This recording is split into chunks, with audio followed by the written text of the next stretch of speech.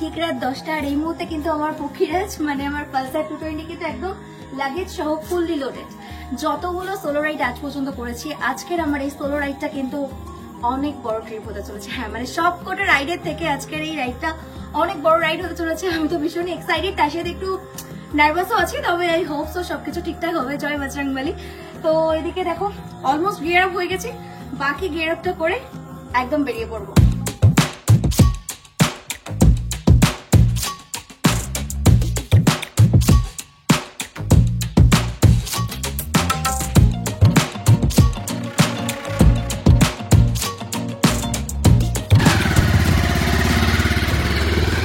Hey guys, একদমই চলে এসেছি মোটো ব্লগিং সেটআপে। আর দেখো পাটুলির মধ্যেই ঢুকছি, মানে পাটুলির কাছ থেকে আজকের ব্লগটা আবারও আর কি স্টার্ট করলাম।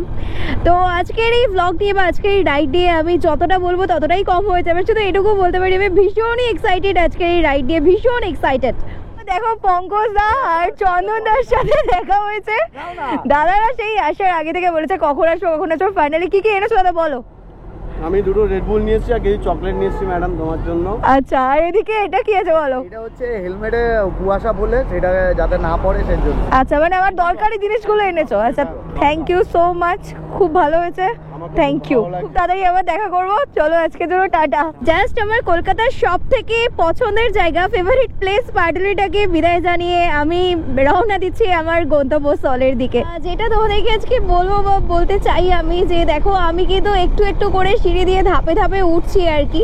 মানে আমার ফার্স্ট আমার লাইফের লং রাইড সেটা ছিল পুরুলিয়া, তারপর হলো দার্জিলিং, আর তারপর হলো সিকিম। লাস্ট যদি সিকিমের কথাও আমি বলি, সিকিমে কিন্তু মানে আমার বাড়ি থেকে সিকিমের ডিস্টেন্স ছিল 770 কিলোমিটার্স মতো। আর আজ আমি যেতে চলেছি কোথায়? হ্যাঁ আমি জানি তোমরা টাইটেলের থাম্বনেল থেকে বুঝতেই পেরে গেছো। আজ আমি যাচ্ছি কলকাতা থেকে মেঘালয়ে সোলো বাইক ট্রিপে, যার ডেস্টিনেশন আছে আমার বাড়ি থেকে 1200 কিলোমিটার। জাস্ট রুবি মোড়টাকে ক্রস করলাম, আর যেহেতু এখন ঘড়ির কাঁটায় বাজে ঠিক রাত 10:45, তাই কিন্তু কলকাতার রাস্তায় জ্যাম চড়টা একদমই কমেনি। দেখো আমার লেফটে আছে মা ফ্লাইওভার, আর আমি রাইটের রাস্তাটা ধরে নিয়েছি। মনসুন রাইডের জন্য বেস্ট প্লেস যেহেতু মেঘালয়, তাই জন্যই কিন্তু এবারে ডেস্টিনেশনটা মেঘালয়ে আমি ফিক্সড করেছি বা সিলেক্ট করেছি বলতে পারো। তো সেই মনসুন রাইডে বেরোনোর জন্য কিন্তু এটা আমার সেকেন্ড অ্যাটেম্প। একদমই ঠিক বলছি, আমি গত দুদিন আগে একবার ট্রাই করেছিলাম, বাট এতটাই বৃষ্টি হচ্ছিল যেটাকে পাটুলির আগে পর্যন্ত আসি ভিজে একেকার অবস্থা। আমি আবার ব্যাক করি, আবার দুদিন পরে আজ বেরোই। মেঘেদের রাজ্যে যাবো বলেই এরকম একটা ডেস্টিনেশন সিলেক্ট করেছি, বাট তার মানে এটা নয় যে ভাই এক্সট্রিম লেভেলের বৃষ্টি দিয়ে দেবে। এখান থেকে কিন্তু কৃষ্ণনগরের ডিস্টেন্স আছে 112 কিলোমিটার। আর হ্যাঁ, আজকে তোমাদেরকে যেমন আমি আমার প্রতিটা রাইডের রুট প্ল্যান শেয়ার করি, আজকে রুট প্ল্যানটি একটু তোমাদেরকে বলে দিই। দেখো তোমরা তো দেখেইছো পাটুলি থেকে রুবি হয়ে আমি বেরিয়েছি। এরপরে কিন্তু আমি একদমই মধ্যমগ্রাম, দেন কিন্তু কল্যাণী হাইওয়েটাকে কানেক্ট করে নেব, দেন সেখান থেকে কিন্তু কৃষ্ণনগর, তারপরে একেবারে চলে যাব বহরমপুর, দেন সেখান থেকে মালদা, তারপর কিন্তু শিলিগুড়ি। হ্যাঁ, আপাতত ভেবেছি যে শিলিগুড়িতে আজকে আমি হোল্ড করব। এবার জানি না, দেখা যাক, যদি কিছু হয় তাহলে অবশ্যই তার থেকেও এগোনোর চেষ্টা করব। দেখা যাক কটায় পৌঁছাই, তার উপর সবটা ডিপেন্ড করছে। এখান থেকে একদমই কিন্তু আমার রাইট সাইডে আছে বারাসাত আর লেফট সাইডে আছে দমদম। জাস্ট এই মাত্র কিন্তু বিরাটিটা ক্রস করলাম, আর এরপরেই পড়বে মধ্যমগ্রাম। বাই দ্য ওয়ে, তোমরা মধ্যমগ্রাম বিরাটি থেকে কারা কারা আমার এই মুহূর্তে আজকে ব্লগটা দেখছো কমেন্ট সেকশনে কমেন্ট করে জানিও বস। মধ্যমগ্রামের এদিকটায় না ওয়েদারটা দেখছি অনেকটাই ঠান্ডা ঠান্ডা, মানে আমাদের ওই পাটুলির সাইডে বা রুবির সাইডে একদমই বৃষ্টি সেরকম কোনো আভাস পাওয়া যায়নি। বাট এখানকার ওয়েদার দেখে মনে হচ্ছে হয়তো কিছুক্ষণ আগেই এখানে বৃষ্টি হয়েছে। মধ্যমগ্রামের রাস্তায় ঢুকেছি আর জ্যামের সম্মুখীন হবো না তা কি করে হয়। এখান থেকে কৃষ্ণনগরের ডিস্টেন্স দেখো 88 কিলোমিটার দূরে, বহরমপুর 176 কিলোমিটার দূরে। কেউ সামনেই আছে আই লাভ মধ্যমগ্রাম। কে বাদ, এই লরিটা এসে দেখো ঢেকে দিয়েছে, ওর পেছনেই আছে আই লাভ মধ্যমগ্রাম। দেখো ডি বাবি বিরিয়ানি। ঘড়িতে এই মুহূর্তে বাজে ঠিক 12:10, আর আমি কিন্তু মধ্যমগ্রাম থেকে একেবারেই কানেক্ট করে নিয়েছি আমাদের কল্যাণী হাইওয়েটাকে। সবাই আশেপাশের ধাবাগুলোতে অলমোস্ট খাওয়া দাওয়া করছে, বাট আমাকে এখন অনেকটা দূর এগোতে হবে। আমি অলরেডি ওই যখন 7:30-8টা বাজে আজকে ডিনারটা আমি ওই টাইমে করে নিয়েছি, কারণ আমি যদি এখন কিছু খাই বা এত রাতের দিকে ডিনার করতাম তাহলে রাইড করার সময় আমার খুব ঘুম পেত, আর যেটা কিন্তু লং রাইডের ক্ষেত্রে হোক আর যে কোনো রাইডে একদমই উচিত নয়। কল্যাণী থেকে কিন্তু এই মুহূর্তে 12 কিলোমিটার দূরে আছি, আর এই জায়গায় এত বৃষ্টি হয়েছে যে কিছু বলার নেই। বাট বৃষ্টিতে আমার কোনো প্রবলেম হয়নি, কারণ আমি বৃষ্টি শেষ হয়ে যাওয়ার পর ঢুকেছি। বাট পাশ থেকে যখন বড় বড় লরি, ট্রাক, চার চাকাগুলো যাচ্ছে, বিশ্বাস করো গাইস, পুরো তাদের চাকার জলে আমি আর বুট থেকে শুরু করে প্যান্ট সব কিছুই ভিজে যাচ্ছে। এই যে গাড়িগুলো দেখতে পাচ্ছ কিভাবে জল উঠছে দেখো চাকা থেকে। ও এরকম মনসুন রাইডে রাতের বেলা ঝিরে ঝিরে বৃষ্টি, ও আলাদাই শান্তি। আমরা কিন্তু প্রায় অনেকেই এই মনসুনটাকে মানে রাইডের জন্য একদম দূরে রাখি, বেশিরভাগ জনই। কারণ দেখো আমরা যারা ব্লগ করি, যারা এই প্রফেশনে আছি, মনসুনের সময় কি হয়, যখন তখন বৃষ্টি হয় আর সেখানে আমাদের ইলেকট্রনিক্স গ্যাজেটসগুলো অনেকটা হার্ম হয়। এছাড়াও যদি হেভি ওয়াটার মানে বৃষ্টি রেনের একটা সম্মুখীন হই, তাহলে তো আমাদের শরীর ভিজে যাওয়া থেকে শুরু করে ঠান্ডা লাগা, সিকনেস, অনেক কিছু কিন্তু আমাদেরকে সম্মুখীন হতেই পারে। তো সেই জায়গা থেকে সমস্ত প্রতিকূলতাকে দূরে সরিয়ে আমি কিন্তু রাইডে বেরিয়েছি। আর আমি জানি তোমাদের ভালোবাসা থাকলে আমি আজকের রাইডটাকে সাকসেসফুলভাবে কমপ্লিট করতে পারবো। মোটামুটি কিন্তু এই রাইডটা একদিন বা দুদিন বা 3 দিনের নয়, টানা 8 থেকে 9 দিনের কিন্তু এই সফর আমার। তো দেখা যাক কতটা কি হয়। তবে হ্যাঁ, চ্যালেঞ্জ যখন নিয়েছি বা রাস্তায় যখন নেমেছি, সফরে তো মজা নিতেই যাবো, কি বস, তাই তো? আমার আজকে Kolkata to Meghalaya solo bike ট্রিপের ফার্স্ট টোল গেট কিন্তু এটাই পড়েছে। দেখো বৃষ্টিতে ভিজতে ভিজতে টোল গেট মানে ক্রস করছি।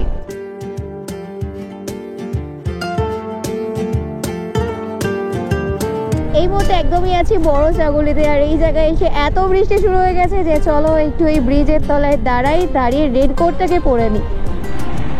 তো দেখো এই মুহূর্তে কিন্তু একদম কৃষ্ণনগর থেকে 72 কিলোমিটার দূরে আছে, আর এদিকে আমি রেনকোট মানে রেল লাইনার পরে একদম রেডি হয়ে গেছি বৃষ্টি থেকে বাঁচার জন্য।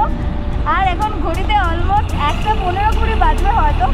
তো চলো আবার রাইডটা স্টার্ট করি, দেন আবার মোটো ব্লগিং সেটআপে কথা হচ্ছে। Welcome to NH12। তো একদমই বুঝতে পারছো আমি কিন্তু চলে এসেছি NH12। এখানে কিন্তু লেফট সাইডে যাচ্ছে কল্যাণী, আর কৃষ্ণনগর একদম স্ট্রেট বেরোচ্ছে। NH12-এ উঠে আমি এখন এই ফিউজটা খাবো। এই ফিউজটা কিন্তু আমাকে চন্দনদা আর পঙ্কজদা দিয়েছে। যাক, চন্দনদা পঙ্কজদাকে ওয়ান্স এগেইন থ্যাংক ইউ। বেশ ভালোই লাগছে কিন্তু রোডটা দেখো কি সুন্দর, ফাঁকা ফাঁকা, বৃষ্টির পরে সেই একটা শান্ত পরিবেশ, দারুণ লাগছে, ফিলিংস জাস্ট ওয়াও। ঘড়িতে বাজে ঠিক 1:53, আর এই মুহূর্তে কৃষ্ণনগর থেকে 28 কিলোমিটার দূরে আছে। আর এখান থেকে ফুলিয়া আছে একদমই কিন্তু আমার লেফট সাইডে, আর একদমই স্ট্রেট গেছে কিন্তু কৃষ্ণনগর। আমার আগের বেশ কিছু ব্লগে কিন্তু আমি কৃষ্ণনগর থেকে অনেক অনেক অনেক ভালোবাসা পেয়েছি, আর আজকেও আমি তোমাদেরকে বলবো তোমরা এখন আমার এই আজকের ব্লগটা কারা কারা কৃষ্ণনগর থেকে দেখছো বা ফুলিয়া শান্তিপুর থেকে দেখছো আমাকে কমেন্ট সেকশনে কমেন্ট করে জানিও। হাতে আজকে বেশ অনেকটা সময় নিয়ে রাইডে বেরিয়েছি, মানে কোনো টার্গেট নেই, কিছু নেই যে এই টাইমের মধ্যে আমাকে এখানে পৌঁছাতে হবে, ওই টাইমের মধ্যে ওখানে পৌঁছাতে হবে। সবাই ঘুমাচ্ছে, ও কি লুক ভাই, সবাই ঘুমাচ্ছে আর আমি মনের আনন্দে রাইড করছি। বহরমপুর 109 কিলোমিটার দূরে, মায়াপুর ইস্কন আছে 39 কিলোমিটার দূরে, আর মালদা আছে 223 কিলোমিটার দূরে। আসলে এই রাস্তাটাকে অনেক সুন্দর লাগছে, দেখো চারপাশের এই সবুজ সবুজ গাছপালাগুলো আলোর সাথে মিশে কতটা সুন্দর একটা লুক ক্রিয়েট করেছে। একেবারে ভারতের দক্ষিণ থেকে কিন্তু চলে যাচ্ছি আমি উত্তর পূর্ব বঙ্গে, মানে তার যে কি মজা, তার যে কি আনন্দ, I cannot express in my any words. First time যে কোনো জিনিসের কিন্তু আলাদা লেভেলের একটা ব্যাপার থাকে, আর এটা যেহেতু আমার লাইফের ফার্স্ট টাইম যে আমি মেঘালয়ে যাচ্ছি, তো আমার মধ্যে আলাদাই একটা উদ্দীপনা কাজ করছে। আমরা রাইডাররা বা আমরা ভ্রমণ প্রেমীরা কিংবা আমরা যারা প্রকৃতিকে ভালোবাসি, তারা কিন্তু বারে বারে উত্তরবঙ্গেই ছুটে যাই। কারণটা একটাই, সেই প্রকৃতির কোলে একটু হলেও গা ভাসানোর জন্য, প্রকৃতির অতটা কাছে যাওয়ার জন্য। আর সেটা যেতে মানে চলে গেলে তো হয়ে গেল, সেটাতে একটা মজা আছে। বাট আমার মনে হয় যে ডেস্টিনেশনের থেকে এই যে সফরটা, এই যে আমি যাচ্ছি, এর মজাটা কিন্তু সেই লেভেলের। ঘড়ি কাটা এখন বাজে ঠিক 2:16, আর এই মুহূর্তে কিন্তু আমি একদমই চলে এসেছি কৃষ্ণনগরে, মানে আমি কৃষ্ণনগরের মধ্যেই আছি। এখান থেকে ফারাক্কা ব্রিজের ডিস্টেন্স আছে 88 কিলোমিটার, মানে 188 কিলোমিটার। তো যাই হোক, এখান থেকে একদম স্ট্রেটই কিন্তু যাচ্ছে বহরমপুর। আশা করছি ওই সকাল 8টা-9টা নাগাদ কিন্তু ফারাক্কা ব্রিজ আমি ক্রস করে যাব, হোপ সো। ঠিক আছে, তো ভাবছো আমার ঘুম পাচ্ছে কিনা, না এখনো পর্যন্ত ঘুম পাচ্ছে না। আর তোমরা যারা আমার রেগুলার ব্লগ দেখো তারা তো জানোই আমার এনার্জি সবসময় হাই হাই হাই লেভেলে থাকে। লেফট সাইডেই আছে কৃষ্ণনগরের বিখ্যাত সেই দোকান শঙ্কর মিষ্টান্ন প্রতিষ্ঠান। এই যে জাস্ট এদিকে চলে যাচ্ছে। ও দু চাকায় বাঙালিকে খুব মিস করছি এই টাইমটায়। লাস্ট মিরিক রাইডে সবাই মিলে ভীষণ মজা করেছিলাম শঙ্কর মিষ্টান্ন প্রতিষ্ঠানে। ও ভাই সাফ, এই জায়গাটার অবস্থা দেখো। ও মাই গড, পুরো সমুদ্র হয়ে গেছে। ক্যা বাত ক্যা বাত, আলাদা লেভেলের তো। ও মাই গড ভাই, পাশ থেকে গাড়ি গেলে পুরো ভিজে যাব। কৃষ্ণনগরের এই জায়গাটা একটু সারালে খুবই উপকৃত হব। যাই হোক, নবদ্বীপ কৃষ্ণনগর সবই কিন্তু আমার লেফট সাইডে চলে যাচ্ছে। আর শিলিগুড়ি দেখো একদমই কিন্তু স্ট্রেট। তোমরা যারা রাতে রাইড করবে ভাবছো বা রাতে রাইড করো, তাদের জন্য আমি একটা ছোট্ট অ্যাডভাইস দিয়ে দিই অ্যাজ আ ইনফ্লুয়েন্সার, যে দেখো রাতে রাইড করলে যখনই ঘুম পাবে তোমরা গাড়ি সাইড করে দাঁড়িয়ে যাবে, 10 থেকে 5 মিনিট ওখানে একটা ছোট্টখাটো ব্রেক নেবে, জল দেবে চোখে মুখে। এছাড়াও যদি কোনো ডার্ক চকলেট বা ফিউজ এরকম জাতীয় কিছু খাবার থাকে সেগুলোকে একটু খাবে, যেভাবে যখন রাইড করবে একটু চিকলেট চিবাবে, দেখবে ঘুম থেকে অনেকটাই দূরে থাকবে আর কোনো প্রবলেম হবে না। দেখো একদম আমার লেফট সাইডে একটা ব্রিজ দেখা যাচ্ছে। আমি জানি না এই ব্রিজটার নাম কি, তোমরা যদি কেউ জেনে থাকো তাহলে ডেফিনেটলি কমেন্ট করে জানিও আমাকে।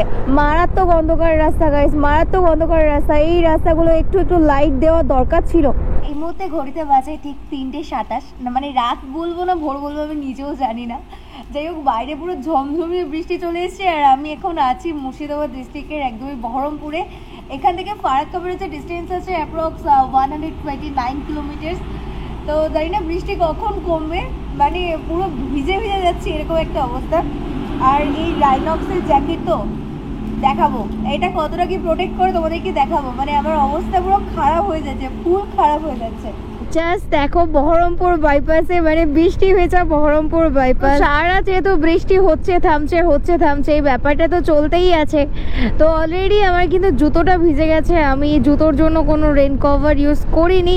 তোমরা যারা মনসুন রাইডে বেরোবে ভাবছো বা বেরোবে তাদেরকে বলবো যে তোমরা সবার আগে জুতোর জন্য কিন্তু একটা রেন কভার কিনো, ঠিক আছে? কারণ জুতোটা মানে পাটা প্রোটেক্ট থাকলে শরীরটাও হিট থাকবে। ফুল অফ অ্যাডভেঞ্চার্স একটা থ্রিল আসছে এরকম সারা রাত রাইড করার মধ্যে থেকে। এখনো অনেকটা পথ অতিক্রম করতে হবে, সবে জার্নি শুরু, এরকম একটা ব্যাপার। আমার গোপ্রো লেন্সটা মাঝে মাঝে হেজি হয়ে যাচ্ছে। দেখো এখানে কিছু করার নেই, একটু তোমরা অ্যাডজাস্ট করে নিও। যেহেতু বৃষ্টি হচ্ছে তাই লেন্স এরকম। তোমাদেরকে একটু রোড আপডেট দিয়ে রাখি। দেখো এই বর্ষাকালে কিন্তু রোডের অবস্থা পুরোই খারাপ, মানে একদম যা ইচ্ছাতেই অবস্থা, যেখানে সেখানে খানা খন্দ। বি সেফ, বি কেয়ারফুল ভাবে তোমরা একটু রাইড করো, কারণ আমার নিজেরও হালকা চাপ লাগছে। ও মাই গড, ও শিট। দেখো আমার কিন্তু লেফট সাইডেই আছে বহরমপুর ধাবা। এত লরির জ্যাম যে ধাবাটাকে ঠিকঠাকভাবে দেখা যাচ্ছে না, মানে ক্লিয়ার ভিজিবিলিটিটা ছিল না। যাই হোক, অনেকটা পথই কিন্তু চলে এসেছি, মানে আর মাত্র কিছুটা পথ বাকি এরকম মনে হচ্ছে। মানে এই নিয়ে তো আমি মোটামুটি 4-5 বার ধরো শিলিগুড়ি যাচ্ছি, তো এখন যেন আর কোনো ব্যাপার লাগে না। এই আমার বাড়ি থেকে কিন্তু শিলিগুড়ির ডিস্টেন্স হচ্ছে অলমোস্ট ধরো 600+, মানে 600 কিলোমিটারেরও বেশি।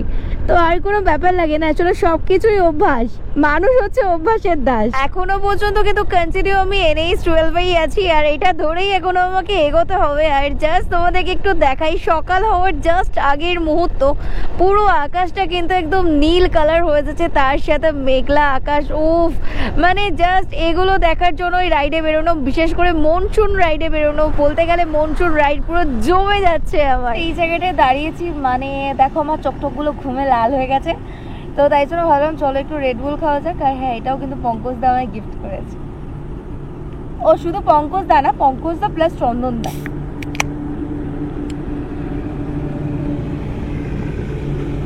কতদিন পর যেরকম সুন্দর সকালটা শুরু হচ্ছে, ভোর ভোর বেলা প্রকৃতি এতটা সুন্দরভাবে কাছে থেকে উপভোগ করছি, মানে কি বলবো, দারুণ লাগছে, দারুণ অনুভূতি।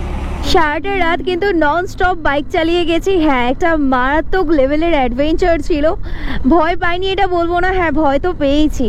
দেখো সোলো রাইড করছি এমনিতেই, তার উপর কৃষ্ণনগরটা ক্রস করার পর থেকেই না সেই লেভেলের বজ্রবিদ্যুৎ সহ বৃষ্টি কিন্তু শুরু হয়ে গেছিলো। আর কিছু কিছু জায়গা তো এমনও ছিল যেখানে কিন্তু লাইটের ব্যবস্থাও নেই, সেই সব জায়গা থেকে বেরিয়ে আসছিলাম। তো এই সব কিছুর মধ্যে থেকেও একটা জিনিস শিক্ষা পেয়েছি, আমাদের জীবনে চলার পথে সবসময় আমরা কিছু না কিছু শিখি যে কোনো কাজের ক্ষেত্রে। এত ভয়ানক রাত কেটে একটা সুন্দর সকাল, মিষ্টি সকাল দিয়ে একটা দিনের শুরুটা হয়েছে। আকাশের কালারটা একবার দেখো, তার সাথে এত সুন্দর চারপাশ, মানে একটা মাইন্ড রিফ্রেশিং একটা সকাল যেটাকে বলা যায়। তো তেমনই কিন্তু আমাদের জীবনে অনেক সময় অনেক কিছু আসে, আর আমরা তখন ভাবি যে ভাই এটা কেন আমার সাথে হচ্ছে, আমার সাথে তো খারাপ কেন হয়। তো আমি সেই উদ্দেশ্যে একটাই কথা বলবো, দেখো প্রত্যেকটা খারাপের পরই কিন্তু ভালো আসে। তো সময়ের উপর সবকিছু ছেড়ে দেবে, everything will be all right.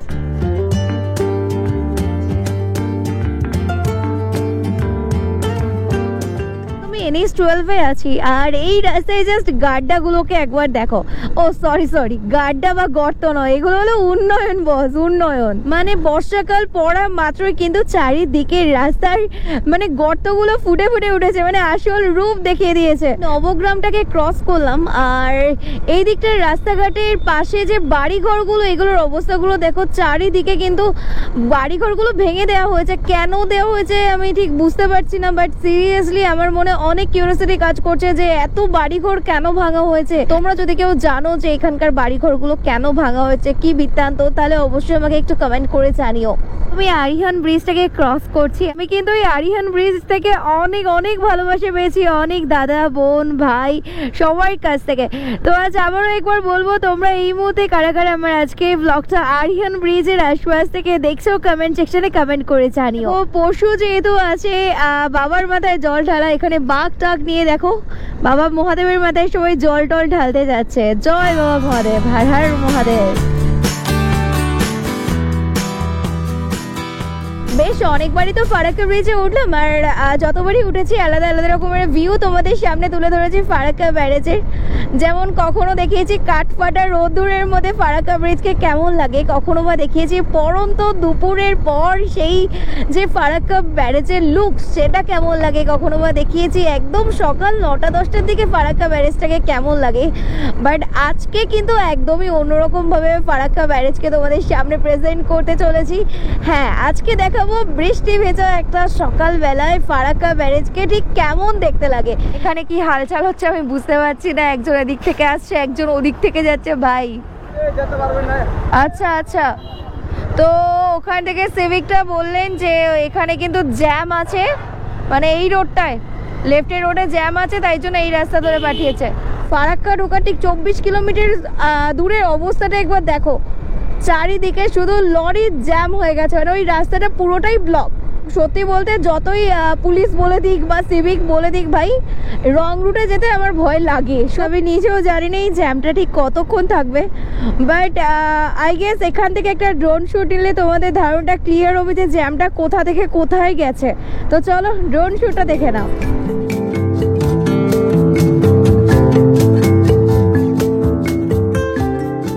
তোমরা কি একটা জিনিস নোটিস করেছো, এতগুলো গাড়ির জন্য ড্রোন ভিউতে মানে পাখির চোখে যে ভিউটা আমরা দেখলাম সেটা কিন্তু খুবই কালারফুল, খুবই সুন্দর এসছে না। এদিকের রাস্তা তো জ্যাম তৈরি হয়ে গেছে, কি অবস্থা। এবার বুঝতে পারছো হাতে কেন এক্সট্রা টাইম নিয়ে বেরিয়েছিলাম। রাস্তায় কখন কি হয় কেউ বলতে পারবে না।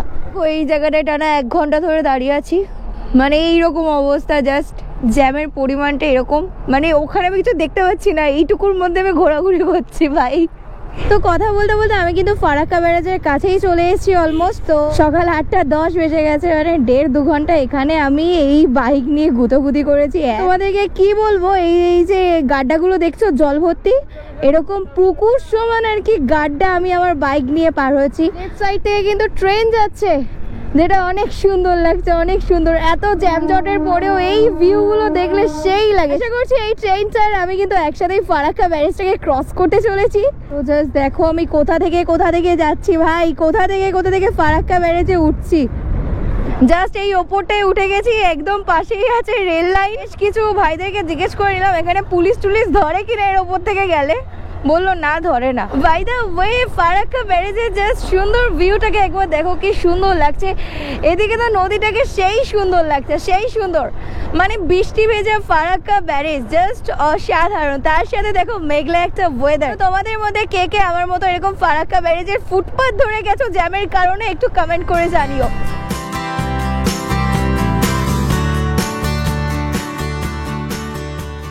ফুল অফরোডিং। মনে হচ্ছে সামনে যে রাইডগুলো করব তার জন্য আমাকে ট্রেনিং দেওয়া হচ্ছে এভাবে। যাই হোক, একদম কিন্তু এখান থেকে রাইট সাইডে আছে বৈষ্ণবনগর আর একদম স্ট্রেইট আছে মালদা। তো ফারাক্কা রায়গঞ্জ হাইওয়ে, জাস্ট এই টোল গেটটাকে ক্রস করছি। একদমই কিন্তু কালিয়াচকে ঢুকে গেছি আর জাস্ট সামনে আছে কালিয়াচক বাজার আর কি। আর যেটার জন্য আমি এখন থেকেই ভয় পাচ্ছি, মানে এতটা জ্যাম পার হয়েছে আর আমার জ্যাম কাটাতে ইচ্ছাই করছে না। কালিয়াচকের বাজারে আমি জ্যাম খুঁজে পাচ্ছি না। কি ঐতিহাসিক মুহূর্ত এটা। আরে যদিও আমি ফুড ব্লগার নয়, তবু ফুড ব্লগারদের একটা ডায়লগ দিলাম, ঐতিহাসিক মুহূর্ত ভাই, ঐতিহাসিক মুহূর্ত। কালিয়াচক বাজারে আজকে জ্যাম পাইনি। আর একটু দাঁড়ান কাকা, হ্যাঁ এই তো। এখনো পর্যন্ত আমি কিন্তু 365 কিলোমিটার বাইক রাইড করে ফেলেছি। আর এখান থেকে শিলিগুড়ির ডিস্টেন্স আছে ওই 260 কিলোমিটার মতো। সামনেই সাইনবোর্ড রায়গঞ্জ আছে 83 কিলোমিটার দূরে, মালদা বাইপাস 9.9 কিলোমিটার দূরে। দিকে দেখো সব দিকে আম বিক্রি হচ্ছে, মানে এখন কিন্তু আমের সিজন একদমই নয়, মানে বুঝতেই পেরে গেছো মালদাতে ঢুকে গেছি। ঘড়ি কাটায় বাজে এখন ঠিক 8:45 আর এই মুহূর্তে কিন্তু আমি উঠে পড়েছি একদমই মালদা বাইপাসে। কি মালদাবাসী সবাই কেমন আছো বলো? মালদার প্রত্যেকটা দিদি ভাই, ভাইরা, দাদা ভাই, জেঠু, জেঠিমা, কাকু, কাকিমা আমাকে এত এত এত ভালোবাসা দিয়েছো যে এই টানে কিন্তু বারে বারে আমি ছুটে আসছি নর্থ বেঙ্গলে। কারণ নর্থ বেঙ্গলে যাওয়া মানেই কিন্তু মালদার ওপর থেকেই আমি যাব। আর যেটা আমার কাছে মনে হয় যে আমার খুবই ভালো লাগার একটা জায়গা, যেখানে ভালোবাসার মানুষরা থাকে সেখানে আসতে বারে বারে প্রত্যেকেরই ভালো লাগে। এই ভিডিওটা কে কে মালদা থেকে বা মালদার আশপাশ থেকে দেখছো ঝটপট কমেন্ট সেকশনে কমেন্ট করে জানিও। আর সাথে আই লাভ মালদা লিখতে একদম ভুলো না। আচ্ছা, যারা মালদায় থাকো তাদেরকে আমি জিজ্ঞেস করছি যে মালদায় কোথায় ভালো কচুরির দোকান আছে, আমাকে একটু সাজেস্ট করো তো, আমার খুব খিদে পেয়েছে। একদমই এখন আমি আছি মহানন্দা ব্রিজে আর জাস্ট এর নিচে দেখো মহানন্দা নদীটা গেছে, কি সুন্দর লাগছে। বর্ষার জলে মহানন্দা নদী পুরো ফুলে ফেপে উঠেছে। এই মনসুন রাইডে এসে আমি নিজেও কিন্তু মহানন্দা নদীর জলটা ফার্স্ট টাইম দেখলাম আর তোমাদেরকেও দেখালাম। চারিদিকে শুধু আম গাছই আম গাছ। What a beauty, what a nature. মালদাকে ভালোবাসার অনেক কারণ আছে, একটা তো বলেছি তোমাদের অফুরন্ত ভালোবাসা। আর তার সাথে দেখো এই মালদার পরিবেশ, এত সুন্দর প্রকৃতি, এত সুন্দর রাস্তাঘাট। ছোটবেলায় যে সমস্ত বইয়ের পড়াগুলো, যে সমস্ত জায়গাগুলো পড়েছি সেগুলোকে চোখের সামনে দেখতে সত্যি বলতে ভীষণই ভালো লাগে। আর মালদা কিন্তু তার মধ্যে একটা অন্যতম। 10 টাকা করে নান পুরি আছে। ও নানপুরি 10 টাকা করে, তাই তো? এর সাথে কি আছে?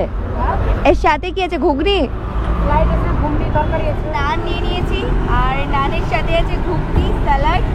অনেক খিদে পেয়ে গেছিল, জাস্ট মালদার কাছাকাছি পেয়েছি। খাওয়া দাওয়া করে কিন্তু একদম টান টান জোশের সাথে আবারও কিন্তু রাইডটা স্টার্ট করে দিয়েছি। আর এই মুহূর্তে জাস্ট ক্রস করলাম পারদেসিয়া ধাবাটাকে।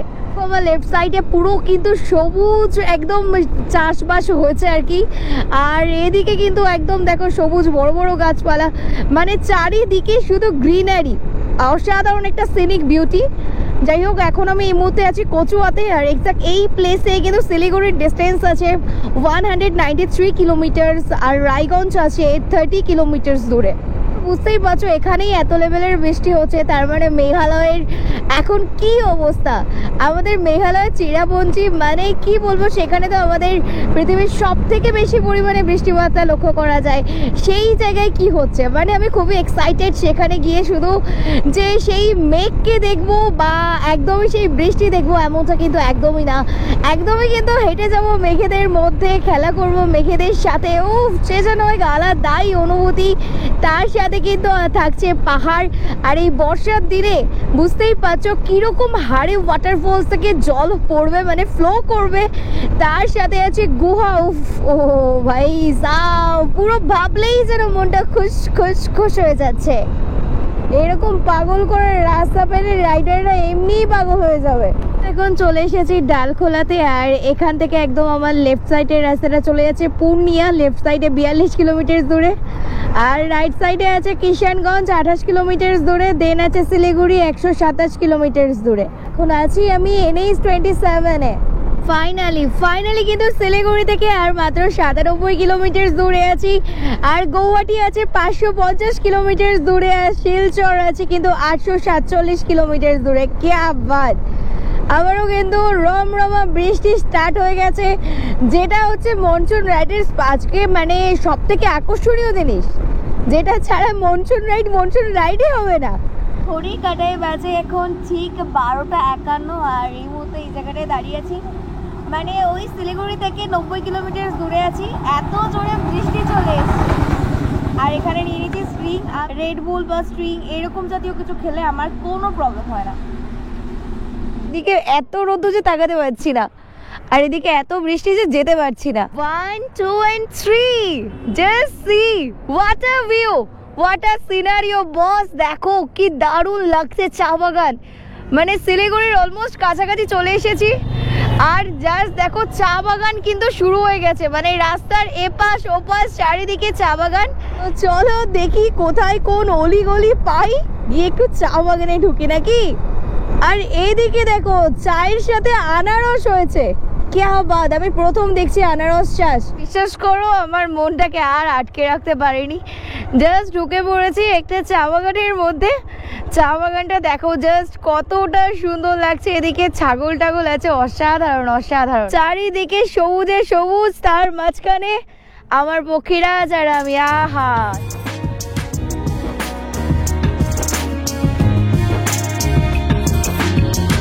এই যে নর্থ বেঙ্গল বর্ষার সময় কিন্তু আসলে প্রতিবার যা দৃশ্য দেখো ভাই, তার থেকে 100-200% আমি গ্যারেন্টি দিচ্ছি অনেক অনেক অনেক বেটার এন্ড হাজার গুণ ভালো ভিউ দেখতে পাবে। হঠাৎ দেখা হয়ে গেছে এইরকম আনারসের একদম ঝুড়ি। কত দাদা?